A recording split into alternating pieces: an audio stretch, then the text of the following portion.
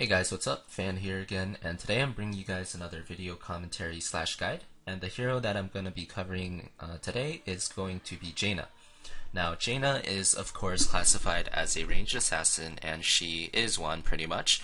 She deals damage from the backlines. However, the one big difference that Jaina has with the rest of the ranged assassin characters is that her auto attacks do virtually like no damage. Compared to Vala or I guess Tychus, or even Falstad or whatever. Jaina just does not have any auto attack damage whatsoever. And I guess the way I would put it is that, she's like a pure caster type of ranged assassin. So she really relies on you hitting your spells to, get the most out of your damage. Let me turn down my sound a little bit here. So today I'm going to be showing you guys the build that is pretty popular in North America right now. I believe it was popularized by K1 Pro, who is from Team Cloud9 Maelstrom.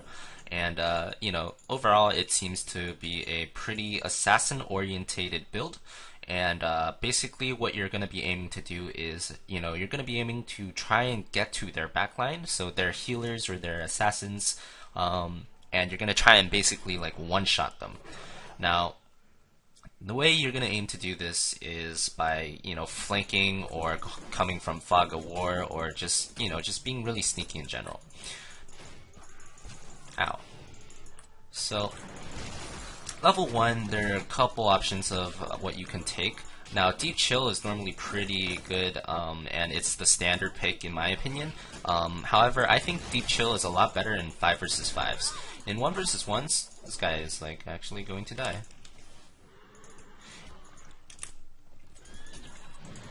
In 1 vs 1s, what I actually prefer doing is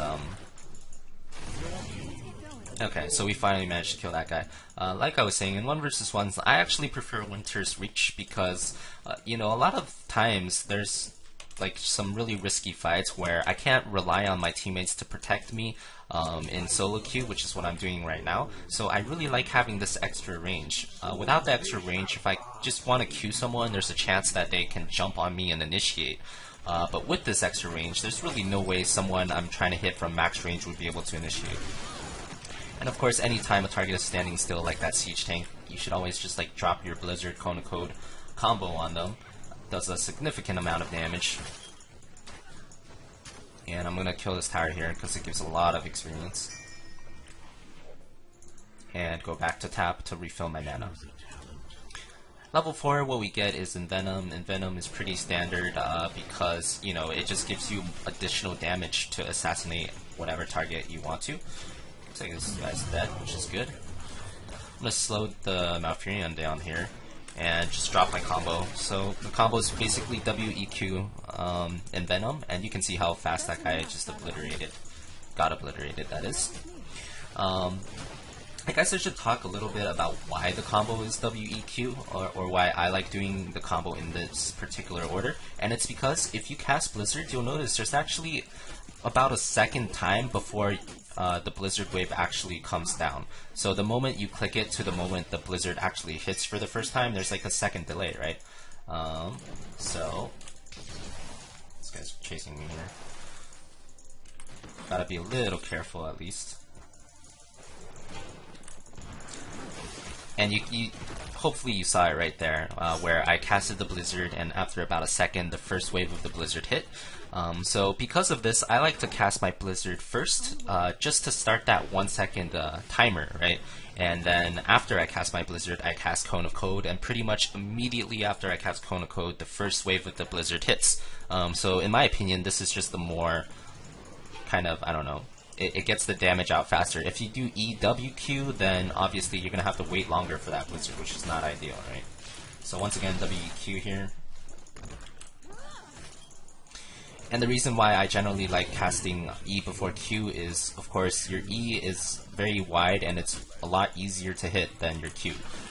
So hitting your E basically slows them down and guarantees that you will hit your Q. So that's why I like that.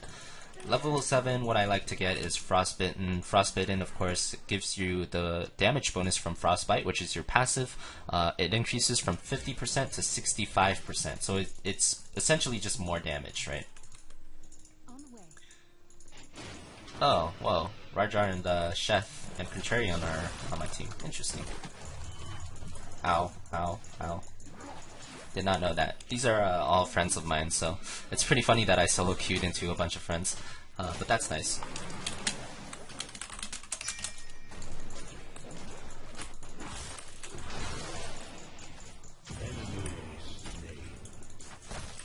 This isn't your day. I am not to be trifled with. Alright, so now that I know they're on my team, we're probably going to win this game because there are a lot of outstanding players on this team. But I'm going to get back to explaining my skill build there. And really there's not too much to talk about at the moment. You can see I dropped the WEQ combo onto their tank there, and he took a lot of damage. Trying to wave clear here, do whatever it takes, and at this point we're like a level ahead, so we can play really aggressively, which is exactly what we're doing. But back to talking about Jaina, like Jaina, you know, she has a ton of burst damage with her combo, the WEQ combo. If you can somehow hit both waves of your Blizzard and you put an Envenom on the hero, you know, it just deals a tremendous amount of damage. It's almost enough to 100-0 like a squishy target, so ranged assassin or healer types of targets can pretty much 100-0 them if you get all your spells hitting. The hard part about Jaina is hitting all your spells, and that's why I'm bringing up all these things, right? The WEQ combo, casting W before you cast E makes it so that the W, there's less time, you know, for the W to drop down because you casted it first, and that's why that's important.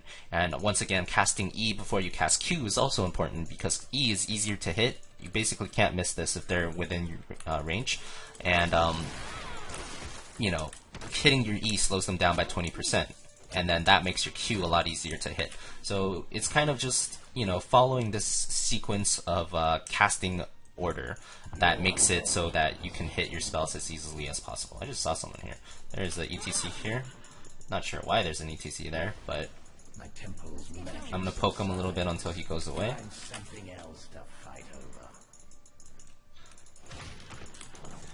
And it looks like they're looking for the fight here. I don't really want to combo the ETC, but since he's standing still, I think I will. I'm gonna use my water elemental there as well. Use Envenom, and the ETC died.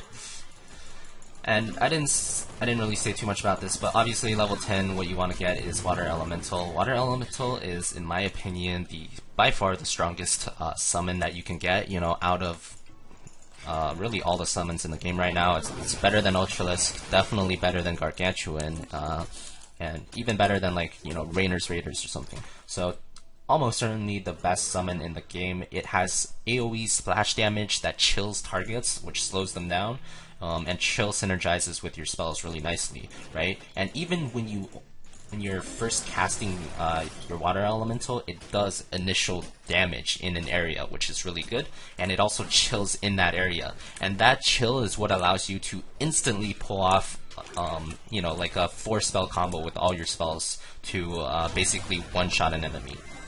I'm not sure if we'll get that far in this game. I've already shown you guys pretty much how you combo with the initial 3 spells, but basically after you get water elemental, you want to initiate with the water elemental because it has a good cast range and it instantaneously chills your targets. So it's basically an unmissable chill. And, you know, when you're playing Jaina, what you really want to do is you want to find a way to guarantee a chill on the opponents. Alright, so here I'm going to go for this Malfurion here to just kind of show you guys, you know. So the combo there is, what I just did there was, I casted Water Elemental immediately, and what that did was it chilled the Malfurion, right? And then immediately after that, I casted W, and then E, and then Q. So it's basically the same combo, except you cast Water Elemental first. Now, if you want to get really technical with this combo, you can also cast W before Water Elemental for the same reason that I said. You know, your W doesn't actually hit for about a second after you cast it because of the time it takes for the blizzard to drop to the ground.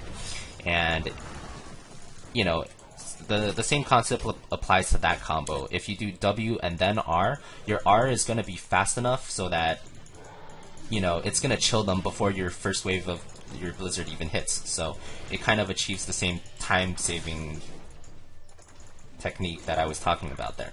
Alright, so we ran away a little bit there. Getting heavily outnumbered here, so I don't really want to do anything. Don't really want to blow mana either because that Malf used Tranquility, so not really a best use of my mana. He's just going to heal everyone back up to full. We're conceding the top shrine right now because they killed one of our allies, so we can't really fight them because we have a numbers disadvantage. However, this is perfectly fine. We're trading shrines, we're trading 1 for 1 right now, and we're also getting objectives on the map. Oh, it looks like their false stat died too. So we have equal number of people, but we're getting more objectives on the map, so this is still, you know, very good for us. Kill this merc camp here. Another thing I forgot to mention was Jaina actually clears merc camps really fast with the W and E. Same with like creep waves, as you've already seen me clear many creep waves in this game. I'm just gonna combo this guy out. So W R E Q 1. Unfortunately, he's really tanky, and I think I missed my Q because creep blocked it, so he didn't fully die there. But that's okay. Basically, just kiting them nonstop at the moment. Water Elemental makes it so that you can kite people so easily because it basically just freezes everyone and makes them super slow. Once again, another WE combo there. I still have my sprint. Don't really want to use it though, so yep. Managed to kill him without using it, which is great. And level 16, what we get here is Numbing Blast. So this allows your Konako to chill rooted targets for a second. And the reason why Numbing Blast is important is because, like I said previously, it's really hard for people to hit both waves of the blizzard, right? Even if they're slowed 20%. Unless you like put your blizzard perfectly, you know, they're probably just gonna walk out of it before the second wave hits. Another thing to note is that, you know, if you're playing against like Valas or something, or Tychuses or false stats, they have a dash, right? So even if you hit them with your first wave of blizzard, they're just going to dash out before the second wave hits them. And if they dash out, it's going to be really hard for you to 100-0 them if they're at full HP. So that's why Cone of Code is good, because you can root targets, and then if you root targets and time it right, they actually cannot get out of your blizzard. So it basically guarantees a second hit of your blizzard if you do it right. And basically the way you want to combo that is, once again, you do R for the chill, and then you do WEQ. So, talking a lot here. But right now we're just kind of doing whatever. I kind of want to show you guys the combo. That's screw it. Alright, so I'm just going to use sprint. Oh god, I'm actually dying here. Chilled that guy, rooted that guy, used blizzard. I'm almost really dead here, so I'm just gonna do whatever I can. Basically, what I wanted to do there was I wanted to show you guys the combo on a squishy target, but I really wasn't in a position to do that effectively, unfortunately. So I just ended up not using my spells for a long time. So that was my mistake, but overall I think we'll be fine here. But basically, you know, going back to what I was saying, so basically you will use your Water Elemental to chill the target, cast W, immediately cast E after you cast W, and what that's gonna happen is, you know, so you chill your target, so now they're moving slowly, you cast W, so you've already started that timer, that 1 second timer from when you cast Blizzard to the time the Blizzard actually hits, and then immediately after that, you cast E, and you root them. So basically what's going to happen is, you know, your first wave of blizzard comes down, hits them, and then you immediately root them for that second wave of blizzard. And then of course you follow up with your Q and Envenom as accordingly. And that's basically the full combo of Jaina. In my opinion, Jaina actually gets a big power spike at level 20 when she gets Bolt of the Storm, because this combo is, especially in competitive play, it's sometimes hard to pull off, and Bolt of the Storm just makes it so that, you know, no matter where you are, or no matter where the enemy carries are, you can just bolt on them and then just drop your combo on them in the blink of an eye, and then you can also sprint out, which is really, really strong, and it makes it so assassinating enemy carries becomes really easy. Okay, here I'm just gonna drop a combo onto this guy, and you can see how fast he died there. That's basically the way you want to aim to play Jaina, just assassinate someone in the blink of an eye there. And I just did the same combo I already told you guys there. I'm gonna sprint up to this guy. He's already chilled, so I can freeze him. Looks like he has stone skin, so it's gonna take us a while before we can kill him. But as long as I keep chilling him, I don't think he can get away. Maybe he can. Yeah, looks like we're just gonna give it up. No big deal there. We're almost level 20, so almost have that blink, and then I can really start assassinating the enemy carries. Alright with me. Choose a talent. Alright, so like I said before, with this type of Jaina build, you desperately need the blink, because you're gonna be in enemy lines a lot. So even if you don't blink in to assassinate someone, generally you're gonna be riding up with your horse to try and get close enough to one of their carries. And after you do that, you need escape mechanisms. Sprint is pretty good at getting out, but it's not foolproof, right? If you get like chain stun, Sprint's not gonna save you, whereas blink will. Okay, I'm gonna try and mount up here again, and this time I'm gonna look to one-shot the false stat to kind of show you guys if it can be done. So blink. Oh no, I missed my route there, so couldn't kill him unfortunately. But at this point, it really doesn't matter. We're pretty much just gonna end the game with the boss here. But yeah, hopefully you guys got the gist of how to play Jaina. I spent a lot of this game explaining the combos. I think I touched upon all the skills and why you want them. I didn't talk too much about sprint, but sprint is, a very obvious skill. You just want it in order to escape or initiate. It's very versatile. A burst of movement speed for 3 seconds is always very good to have, and it fixes Jaina's mobility problem, because prior to 13, she has no escape mechanisms whatsoever, and she's one of the squishiest targets in the game.